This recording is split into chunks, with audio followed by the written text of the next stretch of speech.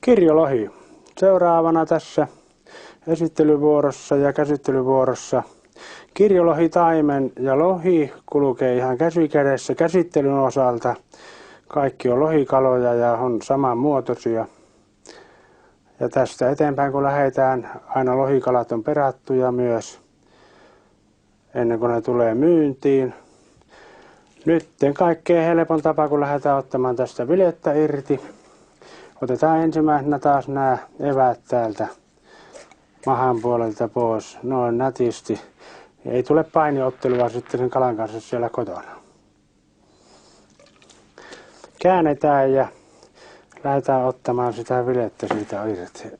Eli kevyen liikkeen. Ja kirjolohi on yksi semmoinen helpommin viljoitavia kaloja. Erittäin pehmylihainen ja tarviiko veittejä kuljettelee tuossa selkärangan päällä. Ja eväät koitellaan aina saada jäämään tänne selkäruotoon, niin silloin meidän ei tarvita hyvää muotoa mennä rikkomaan eli ylimääräisillä viiloilla.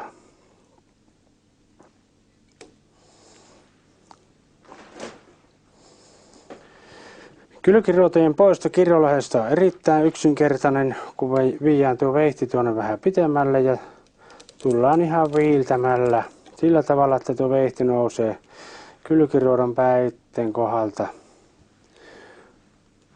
ylös tuolta kalvon läpi.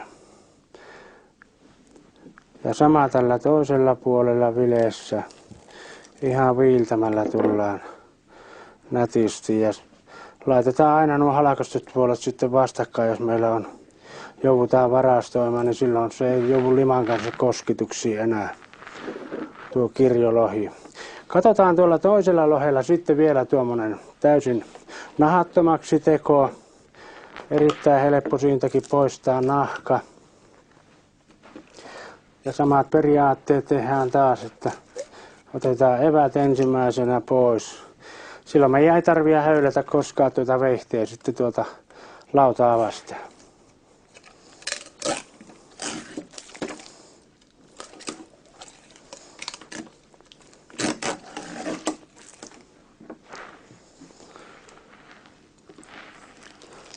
Noin. Viilellään tuossa. Ja homma on tätä osin selvä. Rasvaevä kannattaa ennen nahoitusta sitten poistaa, muuten se voi olla, että se jääpi tuohon veite eteen kiinni. Ja nahoittaminen tapahtuu ihan, kun huomatkaa, niin tällä piikillä kiristetään tätä nahkaa koko ajan ja veitellä työnnetään. Ja lopputulos näkyy sitten tuossa. Erittäin vähän lihaa nahkassa ja kaikki, niin kuin viljonin tarkoitus onkin. Ja kun tehdään tässä lauan reunalla tämä nahoitushomma, niin me päästään tekemään aina se suoralla veitellä. Me ei tarvitse sitä taivuttaa. Kaikkein varmin tapa olla viemättä näitä lihoja täältä vileestä tänne nahkan mukana pois sitten tänne roskikseen. Tällä tavalla käsitellään kirjolohta.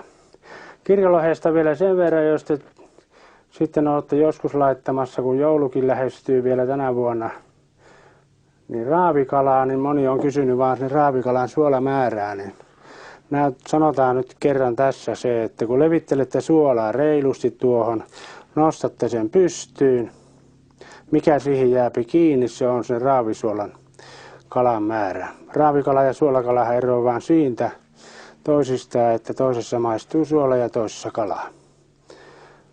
Tällä tavalla kirjolohta.